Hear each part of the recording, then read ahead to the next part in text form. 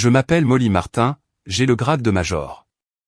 J'ai 35 ans, et je viens d'enterrer le seul homme qui ait jamais vu la personne derrière l'uniforme. À peine 24 heures après qu'un drapeau américain, plié avec une précision solennelle, a été déposé dans mes mains tremblantes, je me tenais sur le seuil de ma propre maison, regardant celle-ci se faire piller. Mon beau-père, Raymond, dirigeait ses fils pendant qu'il sortait le fauteuil de ma grand-mère. Sa voix était froide comme l'acier. L'héritage familial doit retourner à la lignée, ma fille. Ta période de service ici est terminée.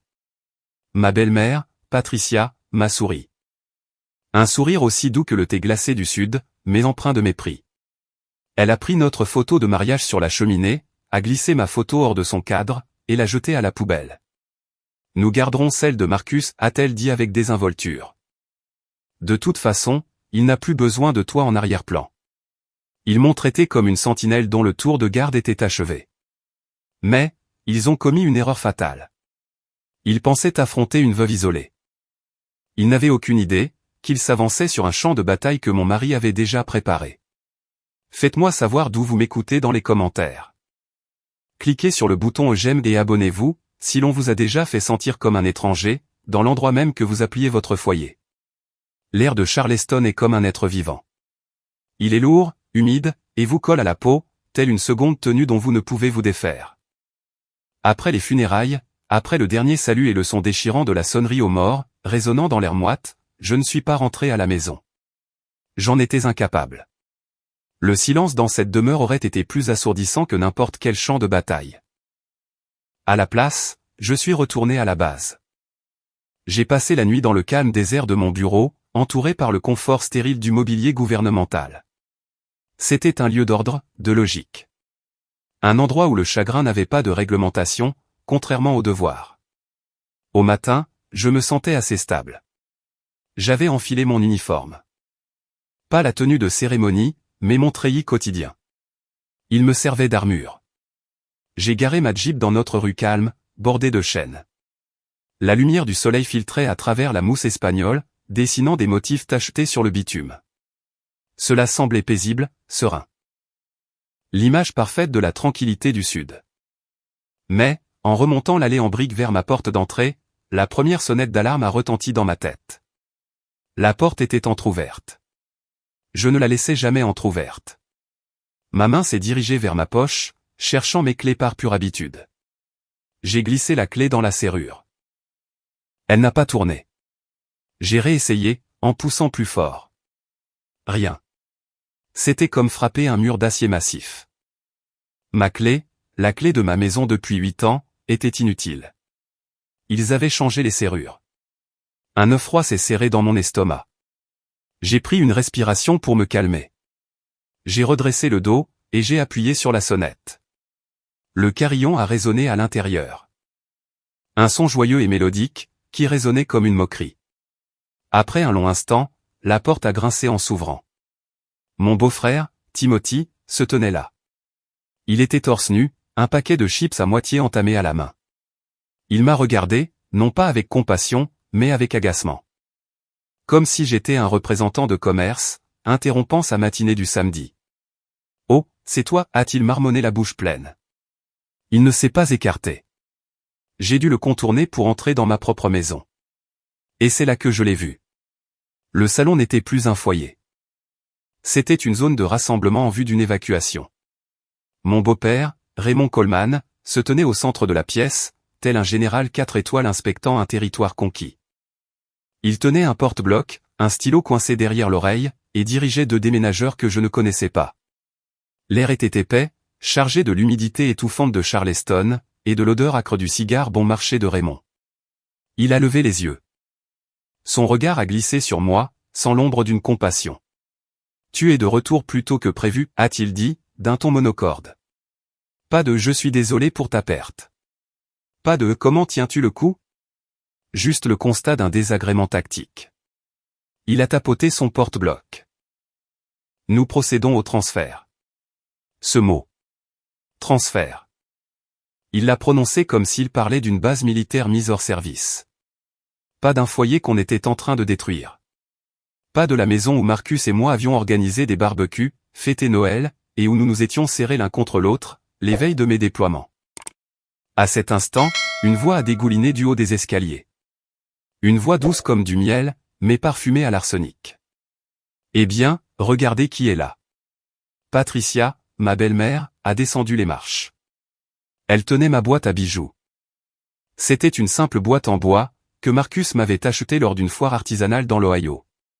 Elle a soulevé le couvercle, et a regardé à l'intérieur avec un air de dégoût. Oh mon Dieu, ces choses ont l'air terriblement ordinaires. Molly, ma chérie, a-t-elle roucoulé, son accent du sud s'accentuant, est-ce que c'est l'équipement standard? Tu peux les prendre, bien sûr. Nous n'en avons aucune utilité. J'ai eu le souffle coupé, mais je n'ai rien dit. Puis, ses yeux se sont posés sur le mur, au-dessus de la cheminée. C'était mon mur d'honneur. Mes médailles encadrées, la Bronze Star, la Purple Hat. Des citations pour des missions dans des endroits dont elle ne savait même pas prononcer le nom. C'était le témoignage de mon service. Le témoignage du sang et de la sueur que j'avais versé pour mon pays. Patricia a plissé le nez. Gérald, a-t-elle appelé son autre fils, qui fermait un carton de livres avec du ruban adhésif. Enlève ces choses. Ça ne correspond tout simplement pas à l'esthétique de la maison. Ces mots m'ont frappé plus durement que n'importe quel coup physique. Ce n'était pas une question de maison. Ce n'était pas une question d'esthétique. C'était une question d'effacement. Il retirait méthodiquement toute trace de mon existence, le major Molly Martin, entre ses murs. Le manque de respect pour mon service, pour les symboles même de mon sacrifice, était une violation bien plus profonde que le changement des serrures. J'ai finalement retrouvé ma voix. Elle est sortie, basse et assurée. La voix d'un commandant, non pas celle d'une veuve éplorée. Qu'est-ce que vous croyez faire? Raymond s'est tourné lentement, délibérément. Il a ôté le cigare de sa bouche, et m'a jaugé de la tête aux pieds. Ses yeux se sont attardés sur mon uniforme avec mépris. Écoute-moi bien, ma fille, a-t-il dit. Sa voix est tombée dans un calme menaçant. Marcus t'a peut-être épousé, mais il ne pouvait pas faire de toi une Coleman. Le sang, c'est le sang.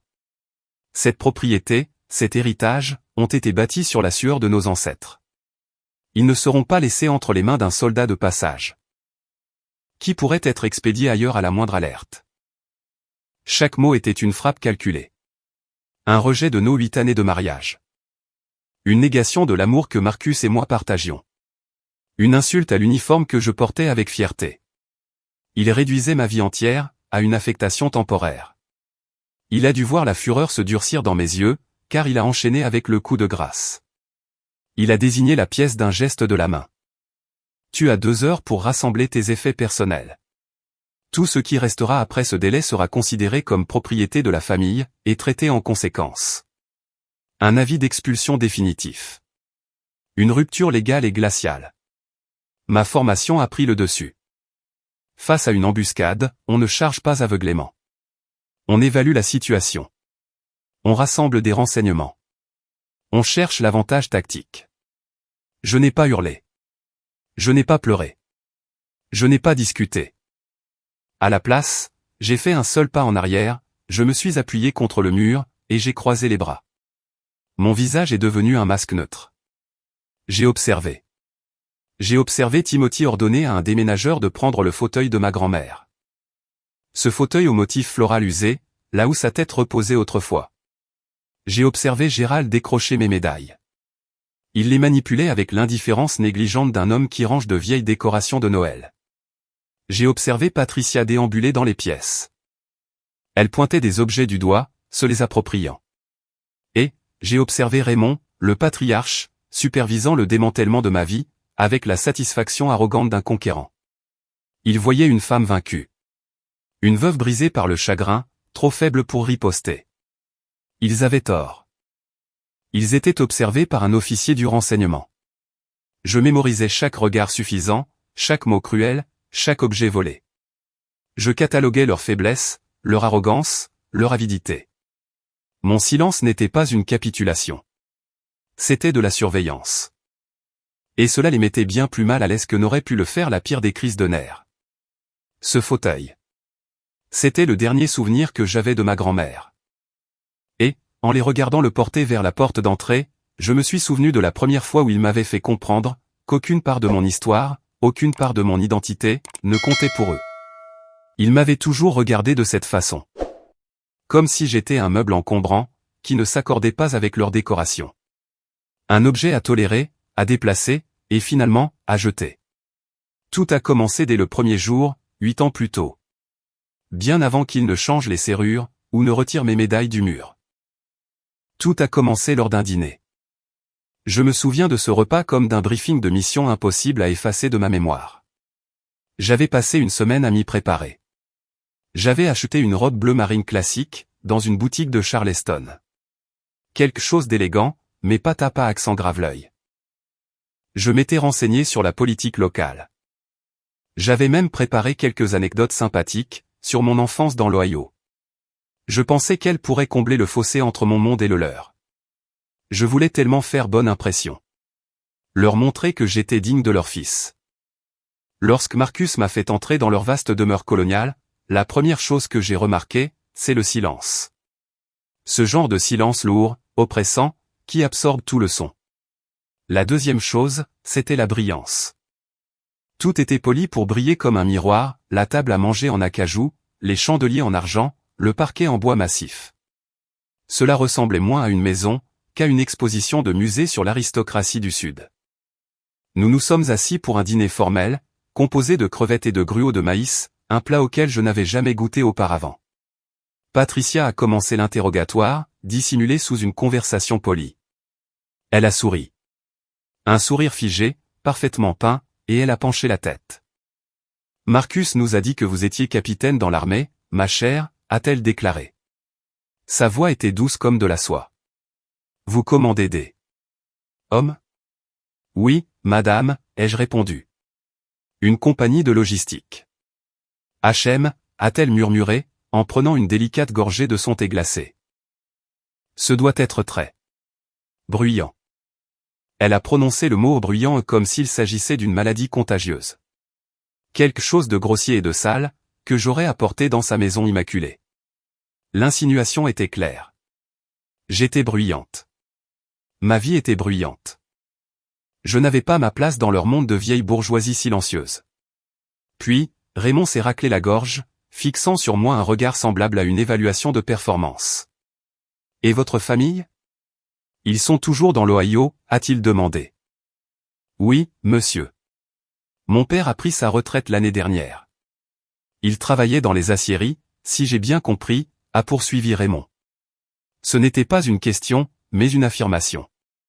Bien sûr qu'il le savait. J'ai réalisé plus tard qu'il avait probablement fait une enquête complète sur mes antécédents.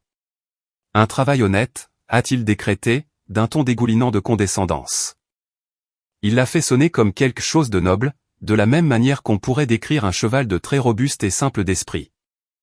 Il parlait de mon père, l'homme qui avait fait des doubles postes toute sa vie, pour m'offrir un avenir qu'il n'avait jamais eu, comme s'il était le personnage d'un livre d'histoire sur la classe ouvrière. Pendant le reste du repas, ils ne m'ont jamais interrogé sur mes rêves, mes passions, ou ce qui m'avait fait tomber amoureuse de leur fils. Ils ont procédé à une dissection clinique de mon CV et de mes racines, les examinant à la loupe pour n'y trouver que des défauts. J'ai quitté ce dîner, avec le sentiment d'avoir échoué à une inspection dont j'ignorais même l'existence. Et l'examen n'a fait que s'intensifier. Une semaine avant notre mariage, Raymond a demandé à me rencontrer. Non pas chez lui, mais dans son sanctuaire, le Charleston Country Club. Il s'est assis en face de moi sur la véranda. Celle-ci surplombait le terrain de golf parfaitement entretenu, une mer de verdure réservée à l'élite de la ville. Entouré d'hommes en polo pastel et short kaki impeccable, il est allé droit au but. « J'ai besoin que tu signes un contrat de mariage », a-t-il déclaré. Il remuait son Arnold Palmer, sans même me regarder. C'est une simple question de protection des actifs de Marcus. Les actifs de la famille. J'étais stupéfaite, mais j'ai gardé une voix égale. Raymond, je ne m'intéresse pas à l'argent de Marcus. Je l'épouse parce que je l'aime. Il a fini par me regarder, un sourire narquois aux lèvres. C'est ce qu'elles disent toutes, a-t-il répondu d'un ton méprisant. Mais ta carrière. C'est une variable à haut risque. Les déploiements, les zones de guerre. La vie d'un soldat est fondamentalement instable. Nous ne pouvons pas laisser l'héritage de notre famille, lié à un avenir aussi incertain. Il ne parlait pas de ma sécurité. Il ne s'inquiétait pas pour moi. Il évaluait les risques de ma vie. Notre mariage n'était pas une union d'amour pour lui. C'était une action boursière volatile, contre laquelle il devait se couvrir. Il considérait mon service à la nation comme une responsabilité financière. Pendant tout ce temps, Marcus a été mon seul salut. Il voyait les pics subtils, les regards dédaigneux, l'indifférence glaciale. Ce soir-là, après le dîner, il m'a serré dans ses bras. Nous étions dans le petit appartement que nous louions, à 1000 lieues de la luxueuse demeure de ses parents. Sa propre voix était remplie de douleur. « Je suis tellement désolé, Moll. Ils ne comprennent pas, a-t-il chuchoté dans mes cheveux. Ils ne te voient pas. Tout ce qu'ils voient, c'est l'uniforme. » Et il avait raison. Il considérait l'uniforme comme un costume, le symbole d'un monde qu'il ne comprenait ni n'approuvait. Mais Marcus le voyait comme une partie de moi, mais pas comme mon entièreté. Il voyait la femme qui aimait les chiens errants, et les mauvais films d'action. La femme qui pouvait être dure comme la pierre à l'extérieur, mais qui pleurait devant des publicités larmoyantes. Il était mon seul allié, dans cette guerre froide et silencieuse. Son amour était mon refuge. J'ai quand même continué à essayer, pour lui. Le premier Noël qui a suivi notre mariage, j'ai passé des semaines à tricoter une écharpe pour Patricia. C'était un magnifique cachemire doux, d'un vert émeraude profond, qui, je le pensais, mettrait en valeur ses yeux. J'y ai consacré des heures, chaque point étant un appel silencieux à l'acceptation. Le matin de Noël, au milieu d'une montagne de cadeaux hors de prix sous leur immense sapin, je lui ai tendu mon petit paquet soigneusement emballé. Elle l'a ouvert, et a souri de son sourire placide habituel. « Oh mon Dieu, tu es plutôt doué de tes mains, n'est-ce pas ?» a-t-elle remarqué. Elle l'a tenu en l'air un instant, puis s'est tournée vers leur gouvernante, une charmante femme nommée Eleanor, qui servait silencieusement le café. Eleanor, cela tirait à merveille. Une petite prime de Noël supplémentaire. Ensuite, sans manquer une seconde, elle s'est retournée et a tendu une petite boîte lourde à Marcus. À l'intérieur, se trouvait une Rolex flambant neuve. L'humiliation publique était écrasante. Le message était clair, mon effort sincère ne valait rien de plus qu'un vêtement de seconde main pour le personnel. Mon cadeau, né du temps et de l'espoir, était à jeter. À ce moment-là, en voyant la douleur traverser les yeux de Marcus avant qu'il ne la dissimule, j'ai enfin compris. Peu importe les efforts que je ferai, je ne serai jamais assez bien. Je resterai toujours la fille de l'Ohio, le soldat, l'étrangère. C'est un sentiment de solitude, n'est-ce pas? Mettre tout son cœur dans un cadeau, pour le voir rejeté. Si vous avez déjà ressenti cette douleur du rejet, cliquez sur le bouton j'aime et commentez avec un mot simple, je comprends. Voyons combien d'entre nous ont vécu cela. Pendant des années, je me suis dit que je pourrais supporter leur guerre froide, que l'amour de Marcus était une armure suffisante. Mais j'avais tort. La guerre froide s'est transformée en conflit ouvert, par une chaude soirée d'été, lors du mariage d'un cousin. C'est la nuit où j'ai surpris la vérité sur leur objectif final. La soirée en question était censée être une fête. C'était 3 mois avant le décès de Marcus. Son cousin se mariait dans l'une des plantations historiques de Charleston. Un endroit où les chênes étaient plus vieux que le pays lui-même, et où l'air sentait perpétuellement le thé sucré et la vieille fortune. La réception était une affaire grandiose. Sous une immense tente blanche, éclairée par des guirlandes lumineuses qui scintillaient comme des étoiles captives, des hommes en costume de cerf-sucaire sirotaient du bourbon, tandis que des femmes en robe fleurie s'éventaient contre la lourde humidité du soir sudiste. C'était un portrait parfait du charme distingué. Et, comme la plupart des portraits parfaits, c'était un magnifique mensonge. Pour ma part, je jouais un rôle que j'avais perfectionné pendant 8 ans, la belle-fille idéale. Patricia, une flûte de champagne à la main, me guidait à travers la foule, une main possessive sur mon coude. À chaque groupe d'invités, elle exécutait le même petit numéro. « Avez-vous rencontré la femme de Marcus, Molly ?» demandait-elle, d'une voix enjouée et fausse. Puis, elle se penchait avec un air de conspiration, ajoutant « Elle est major dans l'armée, vous savez. » Elle insistait toujours sur le mot major, non pas avec fierté, mais comme s'il s'agissait d'un titre exotique et légèrement alarmant. Un peu comme être dompteur de lion.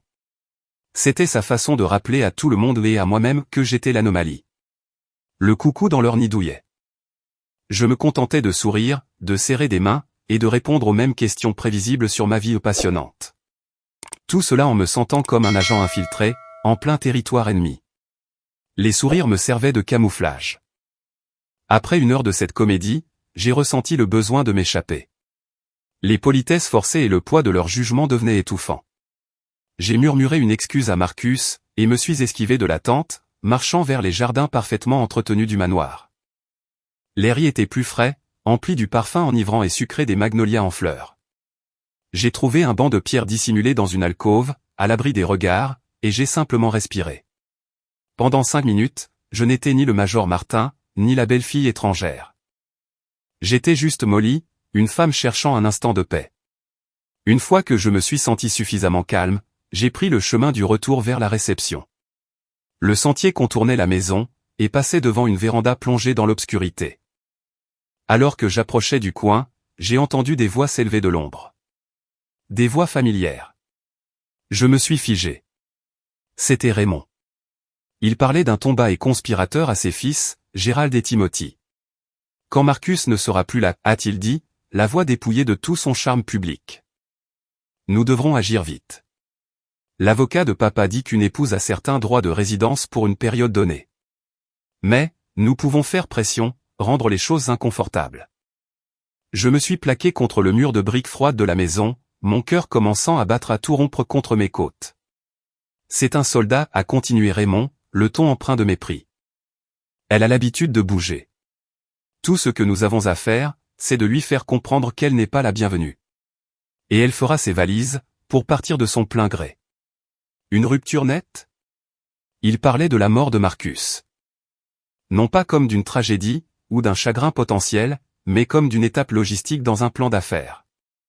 Ils élaboraient des stratégies pour m'évincer, avant même qu'il ne tombe malade. Puis, Gérald, l'aîné, est intervenu d'une voix avide. La clinique vétérinaire est le vrai prix.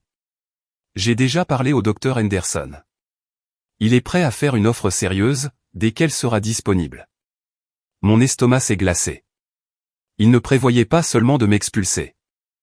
Ils étaient déjà en train de dépecer l'œuvre de la vie de Marcus, la clinique qu'ils s'étaient donné tant de mal à bâtir. Timothy, toujours à suivre le mouvement, a semblé nerveux. Mais si elle se bat? Et si elle demande quelque chose? Une 4e voix s'est mêlée à la conversation, et c'est celle-là qui m'a brisé. C'était Patricia. Elle avait dû s'approcher. Elle a laissé échapper un petit rire méprisant. « Oh, mon chéri, ne te fais pas de soucis pour ça, a-t-elle dit, sa voix n'étant qu'un murmure venimeux. Que va-t-elle exiger? Elle est entrée dans cette famille avec rien d'autre qu'un sac polochon. Elle repartira de la même manière. Laissez-la moi, de femme à femme. Je sais exactement quoi dire pour lui faire comprendre sa place. Mon cœur ne s'est pas seulement brisé. Il s'est arrêté. L'air a quitté mes poumons. Ce n'était plus de la simple antipathie, ou des préjugés. C'était un complot calculé. Une conspiration froide, cruelle et méthodique, pour m'effacer de leur vie, et s'emparer de tout ce que Marcus et moi avions construit ensemble. Les jolies lumières de la fête m'ont semblé s'éteindre. La musique joyeuse a soudainement pris un ton grotesque et moqueur. J'étais là, debout dans le noir, à écouter la planification de ma propre expulsion. Je ne sais pas comment j'ai réussi à retourner à notre table. Je ne sais pas comment j'ai trouvé la force de sourire à Marcus, et de lui dire que je me sentais juste un peu fatigué. Le reste de la soirée s'est écoulé dans un flou d'observation détachée. Chaque visage souriant, chaque conversation polie, ressemblait à une scène de film d'horreur. Le trajet de retour s'est fait en silence. L'air à l'intérieur de notre voiture était épais et lourd, chargé de non-dits. Marcus n'arrêtait pas de me jeter des regards, les sourcils froncés par l'inquiétude. « Moll, qu'est-ce qui ne va pas? Tu as été silencieuse toute la soirée. » Je n'ai pas pleuré. Je n'ai pas élevé la voix. Le soldat a pris le dessus. Je me suis tourné vers lui, le visage calme, et je lui ai fait un rapport de fin de mission. Ma voix était ferme et égale, comme si je débriefais une patrouille. Objectif, saisie totale de tous les biens, y compris la maison et la clinique, ai-je déclaré, le regard fixé droit devant moi sur la route sombre. Mode opératoire, pression psychologique pour induire un retrait volontaire. Calendrier d'exécution, immédiatement après ton décès. Marcus n'a rien répondu. Le seul son était le bourdonnement du moteur, et le doux sifflement des pneus sur l'asphalte. Il serrait le volant si fort que ses jointures en devenaient blanches. Il ne m'a pas posé de questions. Il ne m'a pas fait part de ses doutes. Il le savait. Il avait toujours su de quoi ils étaient capables. Nous sommes arrivés dans notre allée. Il a coupé le moteur, nous plongeant dans l'obscurité et le silence. Il s'est tourné vers moi. L'homme doux et tendre que j'aimais avait disparu. À sa place se trouvait quelqu'un que je n'avais jamais vu auparavant.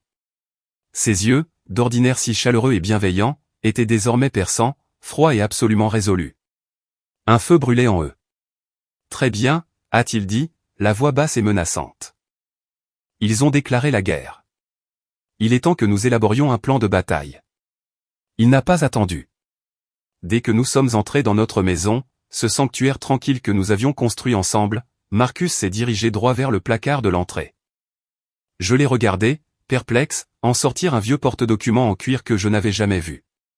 Ce soir-là, notre petite cuisine, avec ses murs jaunes chaleureux et le gargouillis familier de la cafetière, est devenue une salle de guerre secrète. Il a posé le porte-documents sur notre petite table de cuisine. Celle-là même où nous prenions notre petit déjeuner, et payions nos factures. Il l'a ouvert d'un coup sec. Le son était net, définitif. La salve d'ouverture d'une guerre que j'ignorais même qu'ils se préparaient à mener. Ils ont toujours pensé que j'étais mou, a commencé Marcus. Sa voix était dépourvue de sa douceur habituelle. Elle était désormais froide, claire et précise. Ils ont pris ma gentillesse pour de la faiblesse. Ils avaient tort. Il m'a regardé, les yeux brûlants d'une intensité qui m'a surprise. Je ne me bats pas comme eux, molle. Pas avec des cris, de l'intimidation et du chantage émotionnel. Je me bats comme un stratège. Il a sorti un épais dossier. Je me prépare à cela depuis longtemps. Bien plus longtemps que tu ne l'imagines. Il m'a expliqué que le jour où son père m'avait coincé au country club, pour exiger que je signe un contrat de mariage. Ce jour-là, il a su que cette bataille était inévitable. Il ne s'agissait pas de te protéger, a dit Marcus, avec une pointe d'amertume dans la voix. Il s'agissait de te contrôler, de s'assurer que tu resterais toujours une pièce rapportée temporaire. Alors, il avait pris les devants. Il n'était pas allé voir l'avocat de famille bien sous tout rapport que Raymond gardait à disposition. Il a cherché un homme du nom de Charles Peyton. Un pitbull juridique. Un spécialiste des batailles successorales houleuses, avec une réputation discrète dans les cercles juridiques de Charleston. Son surnom était le nettoyeur, car lorsqu'il en avait terminé, il ne restait jamais de quoi se disputer. J'ai rencontré Charles 2 fois par an, au cours des 7 dernières années, m'a avoué Marcus.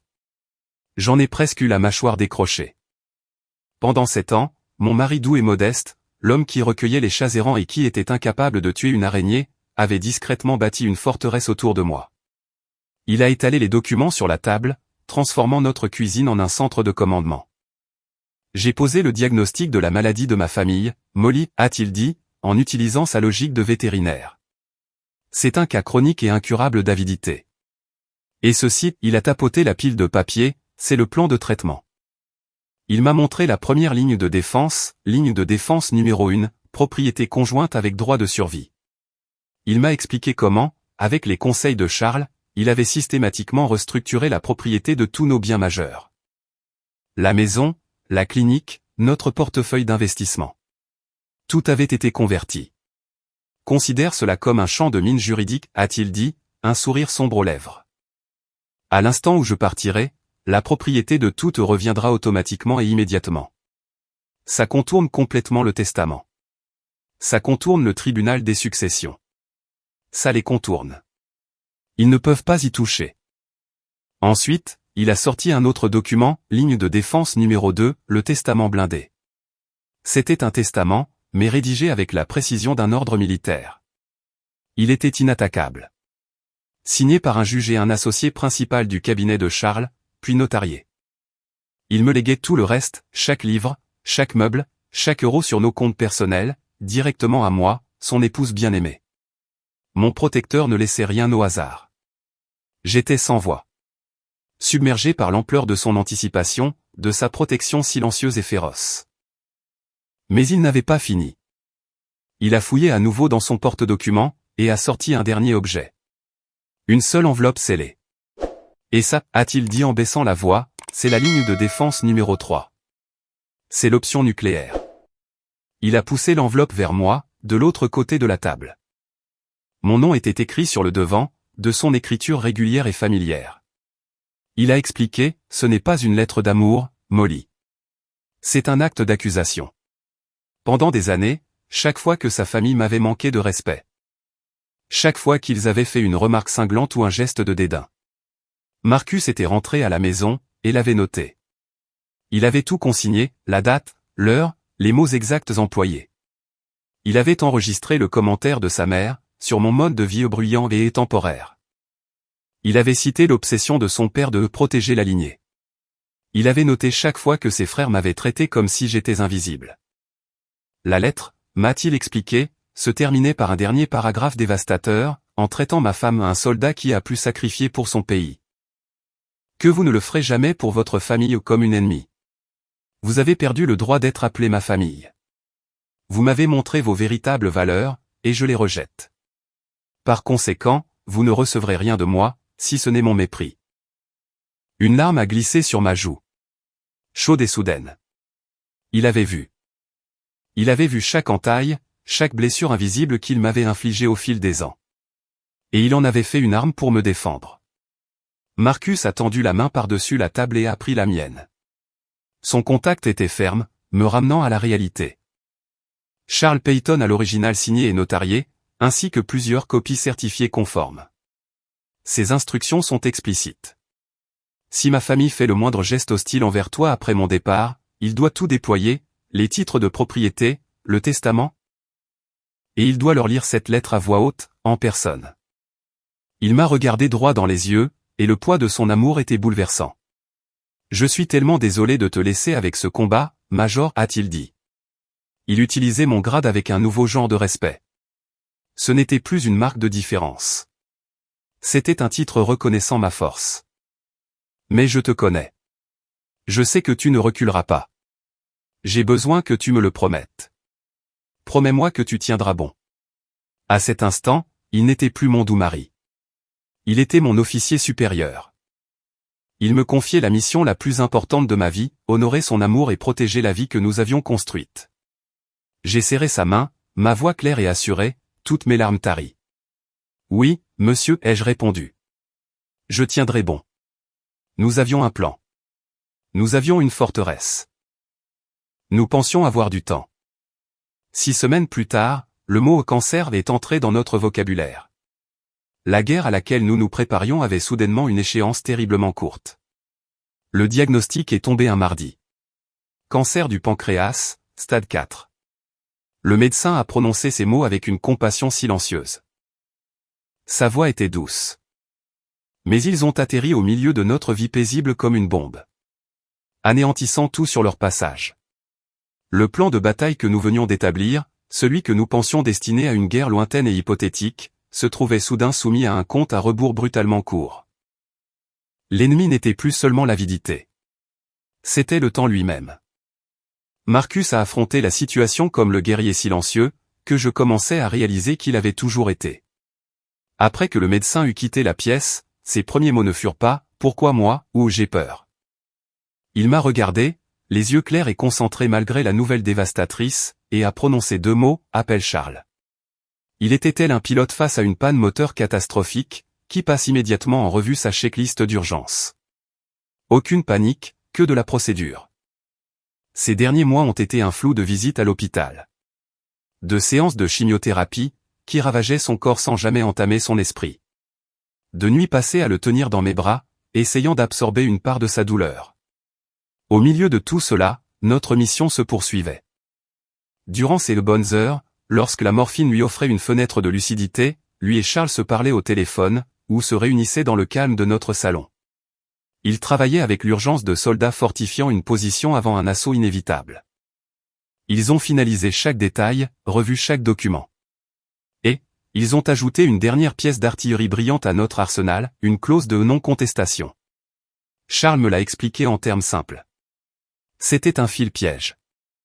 Quiconque oserait contester le testament devant un tribunal serait automatiquement et totalement déshérité.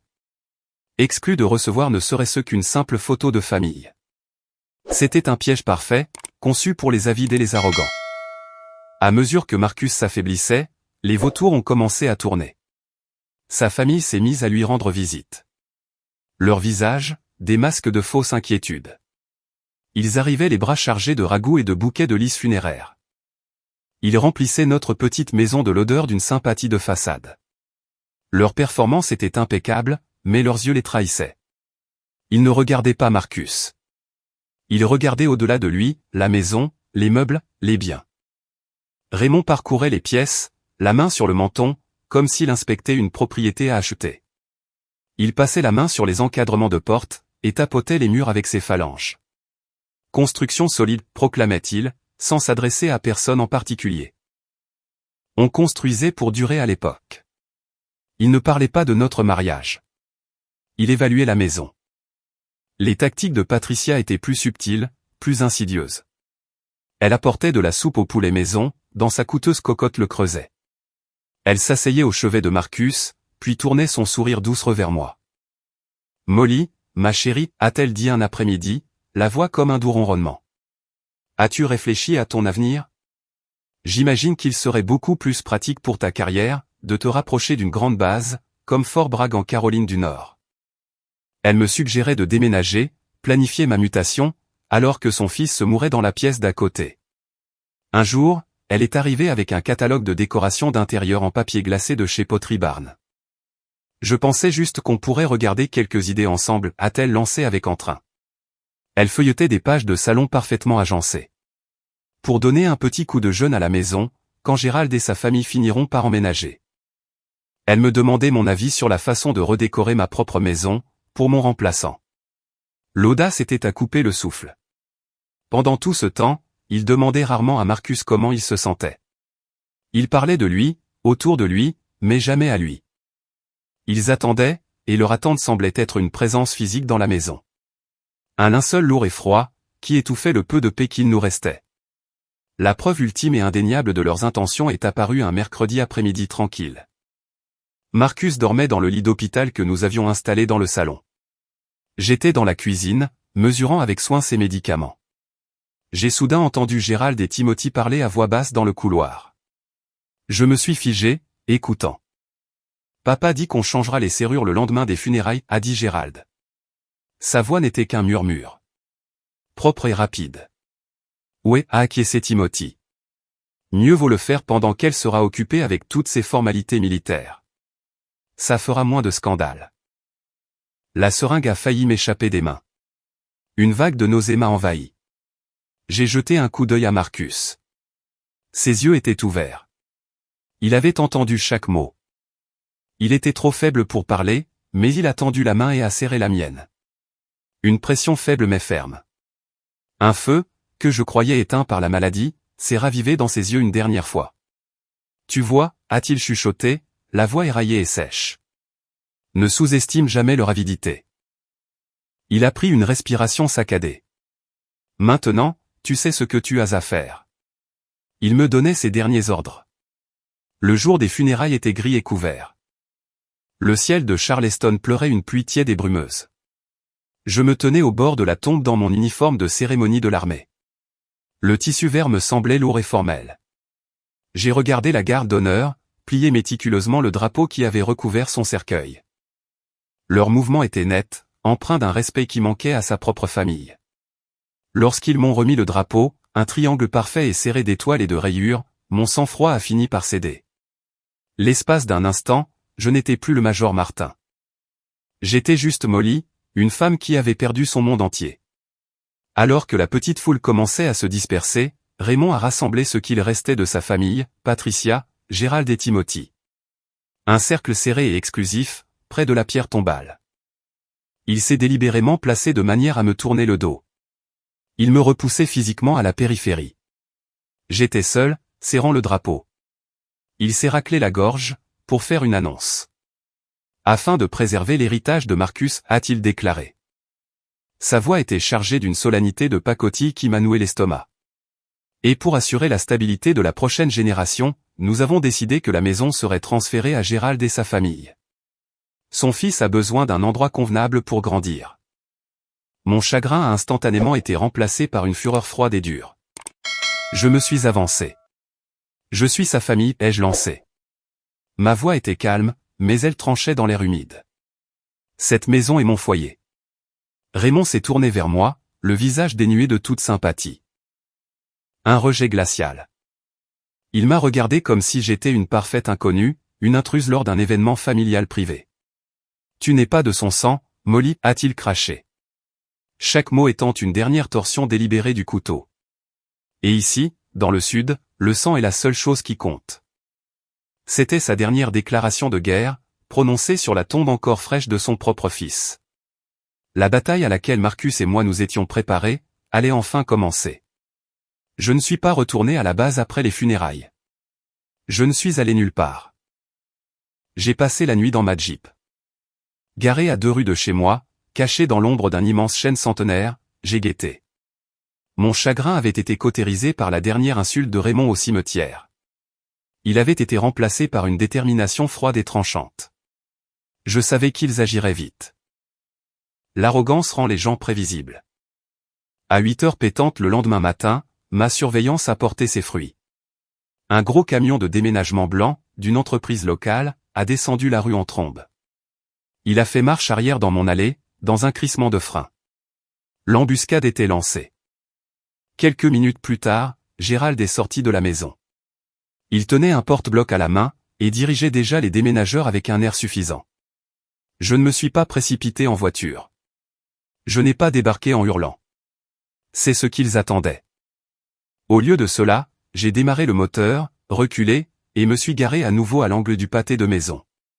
Cela m'offrait une ligne de vue dégagée sur toute l'opération. Depuis mon siège conducteur, je les ai regardés emporter les premiers morceaux de ma vie. Le lampadaire que Marcus et moi avions choisi ensemble. Un carton de mes livres. La petite table de cuisine. Mon cœur battait à un rythme froid et régulier contre mes côtes. Il n'y avait ni peur, ni panique. Juste le calme concentré qui précède le lancement d'une mission. J'ai sorti mon téléphone. Sans hésiter, j'ai composé le numéro que Marcus m'avait fait mémoriser. Ça a sonné 2 fois. Peyton a répondu une voix profonde et calme. Charles, c'est Molly Martin, ai-je dit, d'une voix égale et basse, sans quitter la maison des yeux. L'opération est active. Les hostiles sont sur le site. Ils retirent des biens de la propriété. Je parlais le langage que je connaissais le mieux, le langage militaire. Ils dépouillaient la situation de toute émotion, ne laissant que les faits. Il y a eu une brève pause à l'autre bout du fil. Puis, la voix de Charles a repris, tout aussi calme, mais avec une inflexion d'acier. Compris, Major. Les renforts sont en route. Heure d'arrivée estimée, 10 minutes. Il n'a pas dit, j'arrive tout de suite. Il a dit, les renforts. Le mot était une promesse. Maintenez votre position, a-t-il ajouté, avant de raccrocher. J'ai posé le téléphone, j'ai pris une dernière inspiration profonde, et je suis sorti de la voiture. J'ai marché. Non, je n'ai pas couru le long du trottoir. Je ne suis pas allé à la porte d'entrée. J'ai marché jusqu'au bout de l'allée et me suis arrêté. Plantant mes pieds fermement au milieu de l'accès pour en bloquer le passage. Puis, j'ai croisé les bras et j'ai attendu. Ma posture était parfaite. Le dos droit, les épaules carrées, le menton levé. C'était la posture d'un soldat de garde. Immobile, imperturbable. Une barrière humaine. Les déménageurs, qui portaient un grand canapé, m'ont vu les premiers. Ils ont hésité, ont ralenti, puis se sont arrêtés, regardant incertain de moi à Gérald. Gérald, agacé par ce contretemps, a surgi de la maison. C'est quoi ce retard? Allez, on y va. On y va. Puis, il m'a vu. Son visage s'est tordu en une grimace de colère. Qu'est-ce que tu crois faire, bon sang? Dégage du chemin. Je n'ai pas bougé. Je n'ai pas parlé. J'ai simplement soutenu son regard.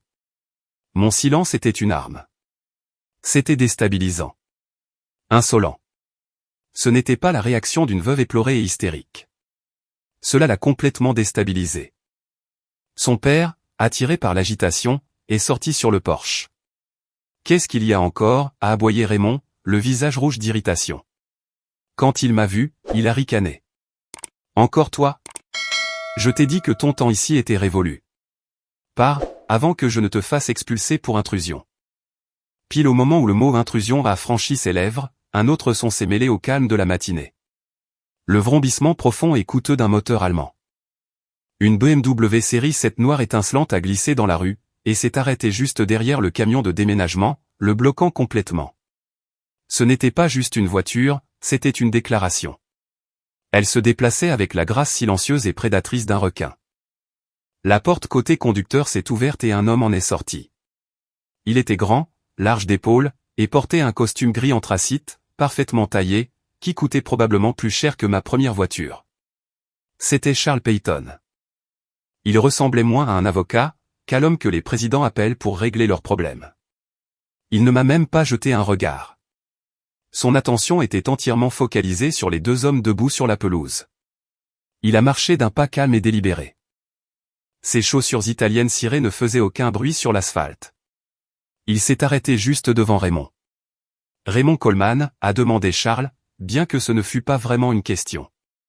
Sa voix, un riche baryton, portait une autorité qui exigeait l'attention. Raymond, momentanément décontenancé par cette arrivée inattendue, a bombé le torse. C'est moi. Qui êtes-vous? Je m'appelle Charles Peyton, a-t-il déclaré. Il a tendu la main, non pas pour une poignée de main, mais pour présenter une carte de visite. Je suis le conseiller juridique de la succession de feu Marcus Coleman. Et, je suis l'avocat personnel de ma cliente.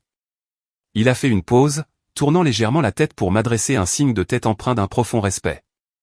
Le major Molly Martin. Il a prononcé mon grade comme s'il s'agissait d'un titre royal. Le contraste entre sa déférence et le mépris de Raymond était saisissant et délibéré. L'arrogance de Raymond a commencé à se fissurer. Il a regardé Charles, puis la voiture incroyablement chère. Puis il m'a regardé, moi, debout comme une statue au bout de l'allée. Les rouages tournaient dans sa tête, et le résultat ne lui plaisait pas. Charles ne lui a pas laissé le temps de s'en remettre. Sa voix est devenue aussi froide et dure qu'un marteau de juge. Je suis ici pour vous informer, a-t-il dit, son regard balayant Raymond, Gérald et Timothy, que vous êtes actuellement engagés dans une intrusion illégale, et dans le vol de biens privés appartenant à ma cliente. Il a laissé cette information s'imprégner un instant. Je vous ordonne de cesser toute activité immédiatement. De plus, chaque objet ayant été retiré de cette maison doit être remis à sa place d'origine. Immédiatement. Il s'est rapproché. Si mes instructions ne sont pas suivies à la lettre dans les 5 prochaines minutes, a-t-il poursuivi, en baissant la voix jusqu'à un murmure, qui était paradoxalement encore plus menaçant. Mon prochain appel sera pour le chef de la police de Charleston. Lequel se trouve être un très cher ami de la faculté de droit. Et vous passerez tous la nuit à vous expliquer dans une cellule de garde à vue du centre-ville. Le changement a été instantané. Le visage de Raymond est passé d'une colère rougeaude à une pâleur maladive, la mâchoire pendante. Gérald et Timothy avaient l'air d'avoir reçu un coup de poing dans l'estomac. La certitude arrogante, qu'ils portaient comme un uniforme, avait disparu. Remplacée par une panique brute, qui commençait tout juste à se faire jour. Ils avaient enfin compris. Ils ne combattaient plus une veuve éplorée et isolée. Ils combattaient la loi. La bataille avait officiellement commencé.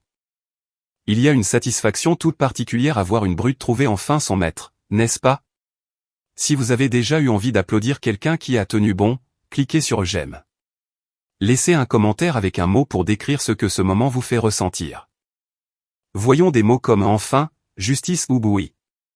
Maintenant que j'ai votre attention, a repris Charles, sa voix tranchant leur silence stupéfait, je suggère que nous poursuivions cette discussion à l'intérieur. Charles n'a pas attendu d'invitation. Il a dépassé la famille Coleman médusée. Sa présence imposante dominait l'espace, avant même qu'il ne prononce un mot.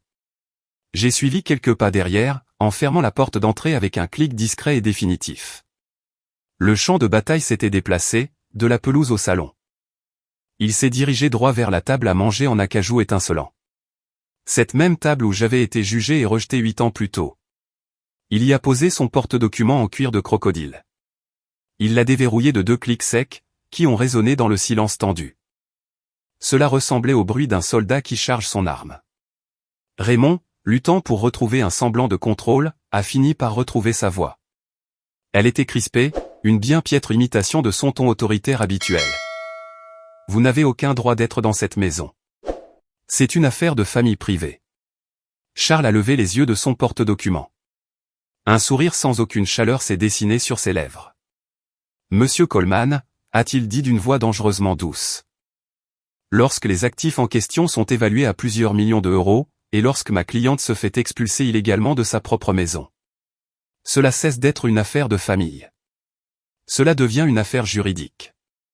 Et dans cette affaire, a-t-il fait une pause? Se redressant de toute sa taille imposante, j'ai tout à fait le droit d'être ici.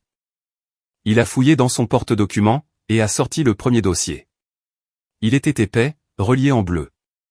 Commençons par les bases, voulez-vous, a-t-il dit, sur le ton d'un professeur donnant un cours magistral à une classe particulièrement lente à comprendre. Il a fait glisser une liasse de papier sur le bois poli en direction de Raymond. Voici les actes de propriété de cette maison. De la clinique vétérinaire sur King Street. Et, de la propriété au bord de l'eau, près de la rivière Ashley. Comme vous pouvez le constater, ils ont tous été réenregistrés il y a plusieurs années. Sous le régime de la copropriété avec droit de survie. Il a laissé le terme juridique flotter dans l'air, pour le bénéfice de ceux qui n'étaient pas familiers avec le droit des successions. Cela signifie, a-t-il poursuivi en fixant Raymond dans les yeux, qu'une seconde après le décès de Marcus Coleman, le Major Martin est devenu la propriétaire unique et incontestée de ces 3 propriétés. Le transfert a été automatique et absolu. Vos actions d'aujourd'hui constituent par conséquent une intrusion illégale. Gérald a émis un bruit d'étouffement. C'est impossible. Oh, c'est tout à fait possible, a rétorqué Charles, sans même lui jeter un regard. Il a sorti un deuxième document. Et, juste au cas où quelqu'un ressentirait le besoin de contester ce point, Marcus a également rédigé ceci. Il a étalé un testament.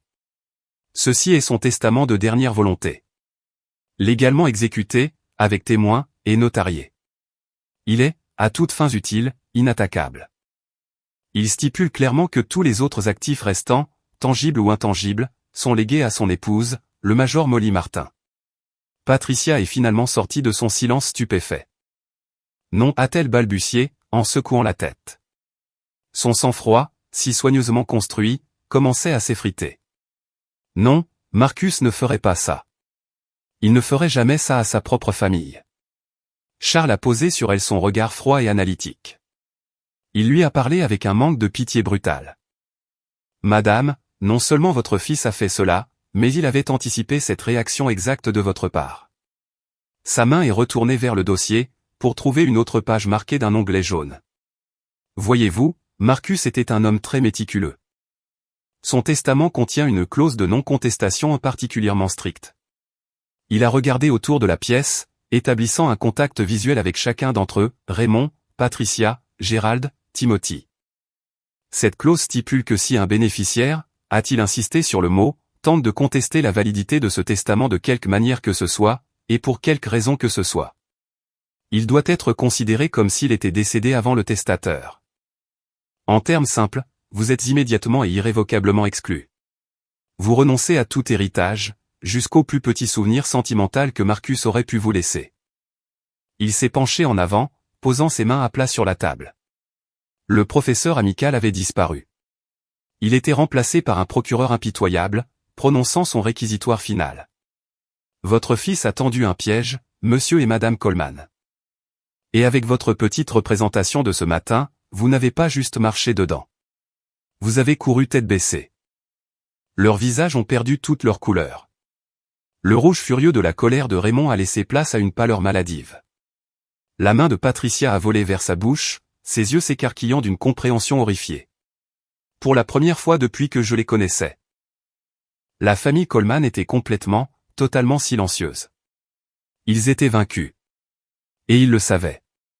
Ils avaient été contournés, surpassés en ruse, et légalement désarmés par le fils qu'ils avaient toujours sous-estimé. Je me tenais près de la porte. Les bras toujours croisés. Sentinelle silencieuse. Regardant la forteresse que Marcus avait construite pour moi résister au siège. Charles a jeté un coup d'œil dans ma direction. Son expression était illisible, mais il m'a fait un léger signe de tête. Presque imperceptible. C'était un geste de respect entre alliés, une confirmation que la première phase de la mission était un succès. Il s'est ensuite retourné vers la famille anéantie. Mais Marcus savait, a dit Charles, la voix baissant à nouveau, pour capter leur attention. Il savait que les documents juridiques, aussi puissants soient-ils, pourraient ne pas suffire à pénétrer la culture unique de votre famille. Il savait qu'un coup plus fort était nécessaire. Un coup non pas dirigé vers vos portefeuilles, mais vers votre conscience. Il a plongé la main dans son porte-document une dernière fois, et en a sorti l'enveloppe scellée. Celle avec mon nom écrit dessus. Il l'a tenue en l'air, entre le pouce et l'index. Si vous avez encore le moindre doute quant aux dernières intentions de votre fils, a déclaré Charles. Si vous vous accrochez encore à l'illusion que tout cela n'est qu'un terrible malentendu. Alors, peut-être devriez-vous l'entendre de sa propre bouche. Il a fait une pause, laissant le poids de ses mots remplir la pièce. Et ça, a-t-il dit en chuchotant, c'était juste la première salve. Êtes-vous intéressé d'entendre les derniers mots que Marcus voulait vraiment adresser à sa famille? Personne ne lui a répondu. Personne n'en était capable. L'air dans la pièce, déjà lourd de tension, s'est chargé d'une nouvelle émotion. La terreur. La famille Coleman, qui était entrée chez moi avec tant d'arrogance et de certitude, se tenait désormais figée. Piégée entre la forteresse juridique que Charles venait de dévoiler et la bombe émotionnelle qu'il s'apprêtait à faire exploser. Charles a pris leur silence stupéfait pour un consentement. Il a fouillé dans la poche de sa poitrine. Il en a sorti une paire de lunettes de lecture noires et élégantes, qu'il a dépliées avec une lenteur délibérée. Presque cérémonielle. Il les a glissées sur son nez. L'expression devenue solennelle. Tel un prêtre s'apprêtant à lire un texte sacré. Il a soigneusement brisé le sceau de l'enveloppe que Marcus avait préparée. Le bruit du papier déchiré a semblé anormalement fort dans le silence de la pièce. Il a déplié l'unique feuille de papier à lettres qui se trouvait à l'intérieur. Et s'est éclairci la gorge. Sa voix, lorsqu'il a commencé à lire, n'était plus celle d'un avocat. C'était la voix d'un homme accomplissant un devoir sacré. C'était la voix de Marcus. À ma famille, a-t-il commencé. Sa voix emplit la pièce d'un poids presque palpable. Si vous entendez ces mots, cela signifie que je ne suis plus là pour m'interposer entre mon soldat et votre cruauté. C'est une affaire privée, a fini par coasser Raymond, la voix brisée. Il a fait un demi-pas en avant. Une tentative pathétique de réaffirmer son autorité perdue. Charles n'a même pas levé les yeux de la page. Les instructions de votre fils étaient explicites, Monsieur Coleman, a-t-il répondu. Sa voix tranchait la protestation de Raymond comme du verre.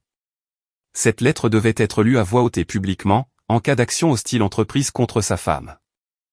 Il s'est tu un instant, levant enfin les yeux pour clouer Raymond sur place avec un regard glacial.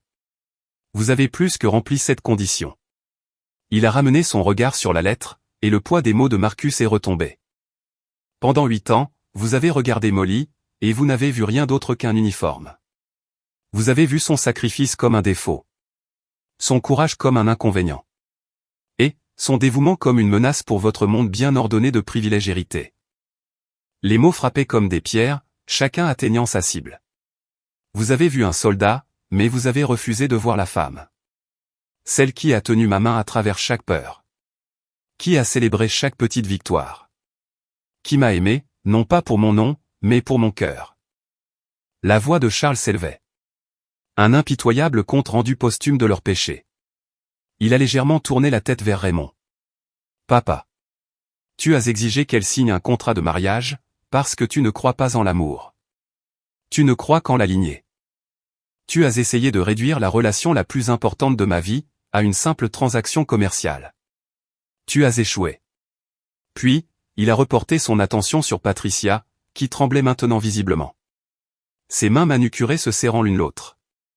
Maman. Tu as pris la magnifique écharpe en cachemire qu'elle a passé des semaines à tricoter pour toi. Une offrande de paix sincère. Et, tu l'as donnée à la gouvernante devant elle. Parce qu'à tes yeux, ses efforts, son temps, son essence même n'avaient aucune valeur. Ce geste, d'une cruauté si désinvolte, m'a dit tout ce que j'avais besoin de savoir. Patricia a étouffé un sanglot. Le son d'une onde pure, non diluée. Ce n'était pas un cri de chagrin, ou de remords.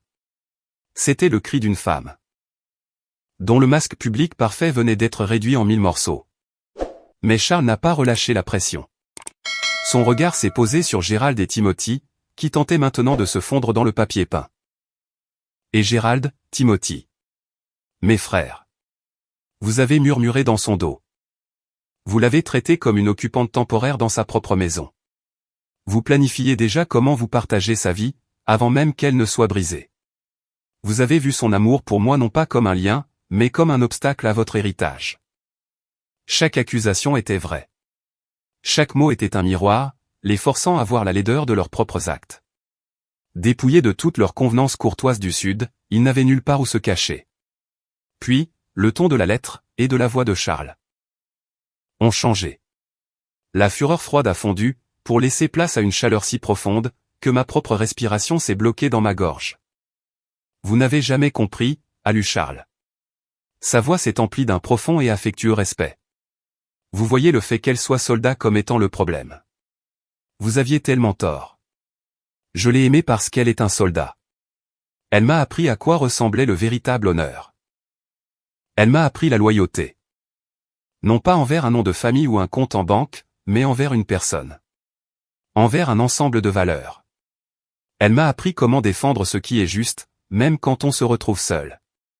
Il s'est tu un instant, laissant les mots se déposer. Molly était ma boussole morale. Elle était la meilleure part de moi-même. Cette maison n'a jamais été que des briques et du mortier pour nous. C'était notre forteresse. Un sanctuaire que nous avons construit ensemble, face à un monde qui ne comprenait pas toujours. Et on ne prend pas, a-t-il lu, sa voix résonnant avec la conviction de Marcus, une forteresse à un soldat. Les larmes qui menaçaient de couler ont finalement coulé, roulant silencieusement sur mes joues. Mais, ce n'étaient pas des larmes de tristesse. C'étaient des larmes de fierté. Des larmes de se sentir vu, connu, et aimé si complètement. Il m'avait vu. Moi tout entière. Et il m'avait aimé pour ça. Et maintenant, même après son départ, il continuait de se battre pour moi. Charles a pris une grande inspiration, avant de lire le dernier paragraphe, dévastateur. Sa voix est redevenue dure. Chaque mot une sentence irrévocable. Alors, écoutez ceci, et écoutez bien. Tout ce que je possède, tout ce pourquoi j'ai travaillé, lui appartient. Ce n'est pas un cadeau. C'est la reconnaissance de sa valeur. En l'attaquant au moment de sa plus grande vulnérabilité, vous vous êtes montré indigne de faire partie de moi. Mon véritable héritage ne se trouve pas dans mes biens, ni dans le nom Coleman. Mon véritable héritage, c'est l'amour que j'ai pour cette femme, et la vie que nous avons construite. Charles a levé les yeux de la page. Il a établi un contact visuel avec chacun d'entre eux une dernière fois, avant d'asséner le coup de grâce. Il a lu la dernière phrase. Non pas comme une demande, mais comme un ordre direct, et inflexible, de leur fils. Maintenant, sortez de chez elle. Lorsque le dernier mot a résonné dans le silence, la pièce est restée totalement immobile. C'était le silence de mort, pesant, d'un champ de bataille après que les combats ont cessé. Le jeu était terminé. Ils avaient perdu. Raymond a reculé en titubant. Ses jambes se dérobant sous lui. Il s'est effondré sur une chaise de salle à manger. Non pas avec la grâce d'un patriarche, mais avec la chute molle et désarticulée d'une marionnette, dont on vient de couper les fils. Le regard dans le vide. Un homme complètement brisé. Vaincu non pas par un avocat, mais par le fantôme de son propre fils. Le silence s'est prolongé, épais et étouffant. Chargé des fantômes des paroles de Marcus. Raymond, avachi sur la chaise de salle à manger. Un homme vidé de l'intérieur. Puis, Charles a rompu l'immobilité. Sa voix était calme, dénuée de tout triomphe. Mais elle portait la force implacable d'un vent qui tourne. Très bien, a-t-il dit. Il regardait fixement Gérald et Timothy, qui étaient toujours pétrifiés par l'incrédulité. Vous avez entendu l'homme. On remet tout en place.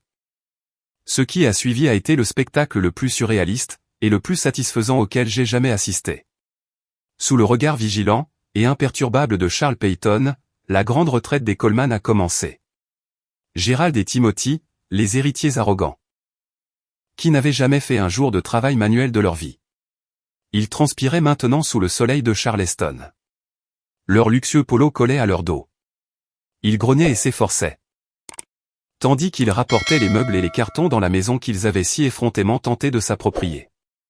Ils se déplaçaient dans le silence maussade et rancunier de soldats vaincus, contraints de nettoyer leur propre désordre. Raymond ne bougeait pas. Il restait assis là. Il avait vieilli de 10 ans en l'espace d'une heure. Son visage n'était qu'un masque gris, le masque de la ruine.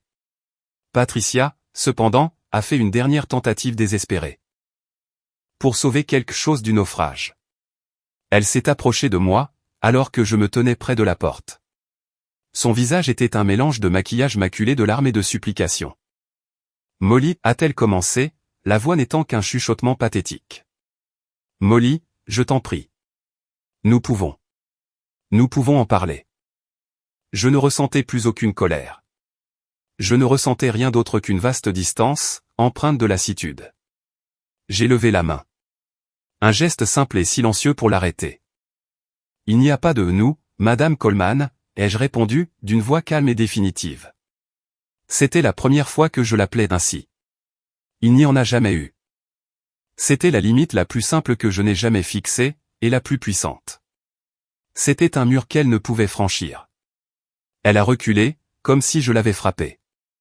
Puis, elle s'est retournée et s'est retirée aux côtés de son mari, définitivement vaincu. Avant qu'il ne parte. J'avais un dernier ordre. Je me suis dirigé vers Charles et lui ai murmuré quelque chose à l'oreille. Il a hoché la tête. Une dernière chose, a-t-il annoncé. Ma cliente demande que le fauteuil de sa grand-mère soit rapporté. Par vous, a-t-il dit en désignant Gérald et Timothy du doigt. Et, qu'il soit placé très exactement là où il se trouvait. L'humiliation était totale. Je les ai regardés manœuvrer maladroitement le fauteuil à fleurs, le dernier souvenir de ma propre famille. Pour le remettre à sa place légitime près de la cheminée. C'était plus qu'un simple meuble. C'était la restauration de l'ordre.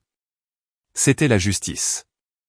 Les nouvelles dans une ville comme Charleston voyagent plus vite qu'un orage d'été. Elles circulent en chuchotement au country club. Lors de coups de fil feutrés entre épouses d'hommes influents. Dans les ragots échangés au cours de parties de bridge. Et de déjeuners de charité. L'histoire de la façon dont la fière famille Coleman avait tenté de déposséder un major de l'armée décoré, leur propre belle-fille veuve, et avait subi une défaite si spectaculaire. Est devenue le scandale de la saison. Les conséquences ont été rapides et brutales. Raymond, un homme qui ne vivait que pour son statut social, est devenu un paria. Il a cessé de se présenter pour son heure de départ matinale au club de golf. On a discrètement demandé à Patricia, qui présidait 3 conseils d'administration d'organisations caritatives, de se retirer de chacun d'entre eux. Le projet de Gérald de racheter la clinique est tombé à l'eau. Le docteur Henderson, un homme à l'intégrité tranquille, a refusé de faire des affaires avec lui. Après avoir entendu ce qui s'était passé. Ils n'avaient pas seulement perdu une bataille juridique. Ils avaient perdu la seule chose qu'ils estimaient plus que l'argent, leur réputation.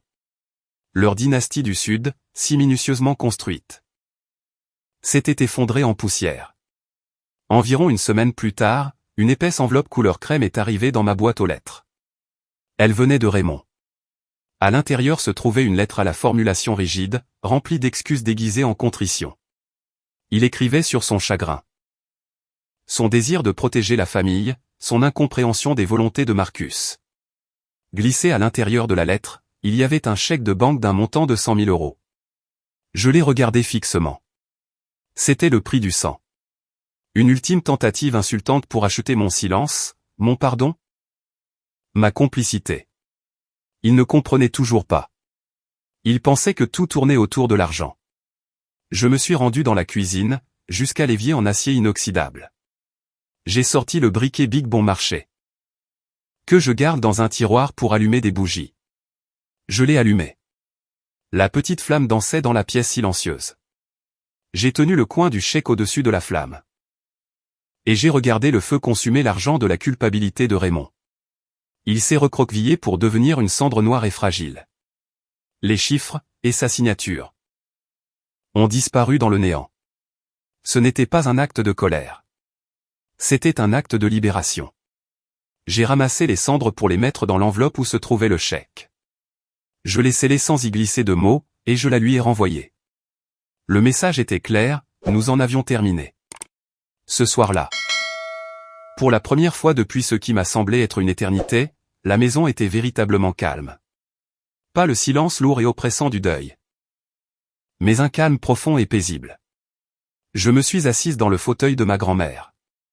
Son motif floral familier apportait une présence réconfortante dans la pièce faiblement éclairée. Je ne me sentais pas triomphante. Pas vraiment. La victoire n'avait pas un goût sucré. C'était juste calme. C'était le soulagement profond d'un soldat. Après une guerre longue et brutale, l'adrénaline était retombée, ne laissant derrière elle qu'une immense fatigue et un sentiment de paix. Je n'avais pas combattu par vengeance. J'avais combattu pour la préservation. Pour la sanctuarisation de la vie que Marcus et moi avions bâtie. La mission était accomplie. Mes yeux se sont posés sur la lettre de Marcus, que j'avais placée sur le manteau de la cheminée. Le papier était toujours déplié. Un témoignage silencieux de son amour et de sa prévoyance. Il avait tracé la carte. Il avait fourni l'arsenal. Mais c'était moi qui avais dû me tenir sur le champ de bataille. C'était moi qui avais dû tenir bon. Et j'avais gagné. Désormais, le champ de bataille était silencieux. La question était, que fait un soldat quand la guerre est terminée? Que construisez-vous sur le terrain, que vous vous êtes battu si durement pour protéger? La réponse à ma question. Que construisez-vous sur le terrain que vous vous êtes battu si durement pour protéger? N'est pas venue en un seul instant de révélation. Elle s'est imposée discrètement, morceau par morceau, au cours des 6 mois suivants. Semblable à la lente et régulière aube de Charleston, se levant sur le port. Cela n'a pas commencé par un grand dessein, mais par une décision simple. Je ne vendrai pas la clinique. Cet endroit, c'était le cœur de Marcus traduit en espace physique. Le vendre aurait été comme une trahison. Alors, avec l'aide de Charles Peyton pour naviguer à travers l'aspect commercial des choses, je l'ai gardée ouverte. Le premier changement que j'ai apporté a été une nouvelle enseigne à l'extérieur. Il n'était plus écrit Clinique vétérinaire Coleman. On pouvait désormais y lire Hôpital pour animaux à la mémoire de Marcus Coleman. J'étais toujours un officier d'active. Mais mes week-ends ont changé. Au lieu de rattraper mon retard de sommeil, ou de faire des courses, j'ai commencé à passer mes samedis à la clinique. Je n'étais pas vétérinaire, bien sûr. Mais je pouvais répondre au téléphone, réconforter les propriétaires d'animaux anxieux dans la salle d'attente. Et nettoyer les cages. Le personnel de la clinique, qui avait adoré Marcus, m'a accueilli à bras ouverts. Lentement, quelque chose de magnifique a commencé à se produire. En raison de mon uniforme, d'autres familles de militaires ont commencé à fréquenter l'endroit. Un jeune sergent des marines, dont le pitbull nécessitait une intervention chirurgicale qu'il ne pouvait se payer. Une famille de la Navy, fraîchement arrivée en ville, dont le Golden Retriever avait avalé quelque chose qu'il n'aurait pas dû. Ils venaient pour leurs animaux de compagnie. Mais ils restaient pour la communauté. La salle d'attente de la clinique est devenue un lieu de rassemblement non officiel. Un endroit où les conjoints de militaires pouvaient échanger des conseils, autour d'une tasse de café. Où les soldats pouvaient parler librement, sans avoir à s'expliquer sur leur vie. Ce n'était plus seulement un endroit pour soigner les animaux. Cela devenait un endroit pour guérir les gens aussi. Cela devenait un sanctuaire. C'est à ce moment-là que le véritable projet a pris forme. J'ai réalisé ce que devait être l'héritage de Marcus. 6 mois jour pour jour après la confrontation dans mon salon, je me suis retrouvé devant un groupe de vétérinaires aux yeux brillants, fraîchement diplômés de l'université de Tuskegee. Je les avais invités à la clinique, pour leur parler d'une nouvelle initiative que je lançais. Je n'étais plus seulement un soldat ou une veuve. J'étais une fondatrice. Bonjour, ai-je commencé. Ma voix était ferme et assurée. Je m'appelle Molly Martin, et je veux vous parler de mon mari, Marcus. Je leur ai parlé de sa nature douce, de ses compétences incroyables, et de ses 2 convictions fondamentales. Marcus croyait que les animaux ont une capacité unique à guérir les blessures que nous ne pouvons pas voir, ai-je dit, en les regardant tous. Les blessures causées par la solitude, les traumatismes, la perte. Il les appelait les meilleurs médecins du monde. Il croyait également que les hommes et les femmes qui servent ce pays, ainsi que les familles qui se tiennent à leur côté, méritent notre soutien indéfectible et les meilleurs soins que nous puissions offrir. J'ai fait un geste englobant la clinique animée. C'est pourquoi j'ai créé le Fonds Marcus Martin pour animaux de compagnie. C'est une organisation à but non lucratif, dédiée à fournir des soins vétérinaires gratuits, ou à faible coût, pour les animaux de compagnie des militaires en service actif, et des vétérans dans le besoin. Ce fonds est la façon dont nous allons poursuivre ces deux convictions fondamentales. C'est ainsi que son héritage perdurera. Pas seulement avec un nom sur une enseigne, mais dans l'action, dans le service. Je ne menais plus une guerre. J'érigeais un monument à l'amour. Plus tard cette semaine-là, alors que je rangeais l'ancien bureau de Marcus à la clinique, mes doigts ont frôlé un panneau mal fixé, à l'arrière du tiroir principal. Intrigué. Je l'ai dégagé. Une autre enveloppe y était dissimulée. Celle-ci était ancienne et légèrement décolorée. Elle était simplement adressée à Molly. Mon soldat. Mon cœur a bondi dans ma gorge. C'était une lettre qu'il avait dû écrire juste après notre réunion dans la salle de guerre. Un dernier message qu'il avait caché, pour que je le trouve un jour. Mes mains tremblaient en l'ouvrant. Ma très chère Molly, commençait-elle. Si tu lis ceci, cela signifie que le pire est arrivé. Mais cela signifie aussi que notre plan est en marche. Je sais que tu gagneras. Je n'en ai jamais douté. Tu es la personne la plus forte que j'ai jamais connue. Mais, j'ai besoin que tu saches quelque chose. Gagner la bataille n'est pas la fin de la mission. C'est le début de la suivante. Ta nouvelle mission, Major, est de vivre. Vivre une vie qui soit bien remplie, joyeuse et bruyante.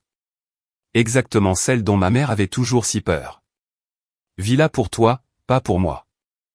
Pleure-moi, mais ne laisse pas ce chagrin être la fin de ton histoire. Qu'il soit la fondation d'un nouveau chapitre. Notre maison était notre forteresse, construite pour nous protéger. Maintenant, j'ai besoin que tu transformes cette forteresse en phare. Qu'elle soit un phare de force et d'espoir pour les autres. Mon amour sera toujours tes renforts, ton appui aérien, ta couverture de flanc. Je veillerai toujours sur tes arrières. Tiens la ligne, puis bâtis quelque chose de magnifique dessus. J'ai plié la lettre, la serrant contre ma poitrine. La dernière pièce du puzzle avait trouvé sa place. Il ne m'avait pas seulement laissé un plan de bataille. Il m'avait légué un plan de paix. L'histoire s'arrête ici, mais ma vie, non. Elle s'achève ce matin. Alors que le soleil se lève sur Charleston, peignant le ciel de nuances orangées et rosées. Je suis debout sur le porche de ma maison. Vêtu de ma tenue de sport, t-shirt gris, short noir, prête pour mon jogging matinal. L'air est frais et sent le sel de la mer toute proche. Derrière moi. La maison se dresse, calme et forte. Ce n'est plus seulement une forteresse. Marcus avait raison. C'est un phare. J'ai tenu bon. J'ai accompli la mission. Et maintenant, chaque jour, une nouvelle mission commence. Vivre, guérir, et transmettre un héritage. Un héritage. Non pas de lignée ou de richesse, mais d'honneur et de service. L'héritage d'un amour assez fort pour bâtir une forteresse, et assez doux pour éclairer le chemin du retour. Ma guerre est terminée. Mais, je sais que beaucoup d'entre vous pourraient encore se trouver sur leur propre champ de bataille, luttant silencieusement chaque jour. La meilleure arme que je possédais n'était pas seulement le plan brillant de Marcus. C'était de pouvoir compter sur un allié loyal comme Charles Peyton. Qui a répondu présent au moment où j'en avais le plus besoin? Dans les commentaires ci-dessous, je serais honoré que vous partagiez l'identité de votre Charles Peyton. Cette personne unique qui s'est tenue à vos côtés, et vous a aidé à tenir bon. Ces histoires de résilience, et de courage discret, méritent d'être entendues. Si vous partagez cette conviction et souhaitez faire partie de cette communauté, je vous invite à vous abonner à la chaîne, et à activer les notifications. Ainsi, vous ne manquerez pas la prochaine histoire, venue directement du front.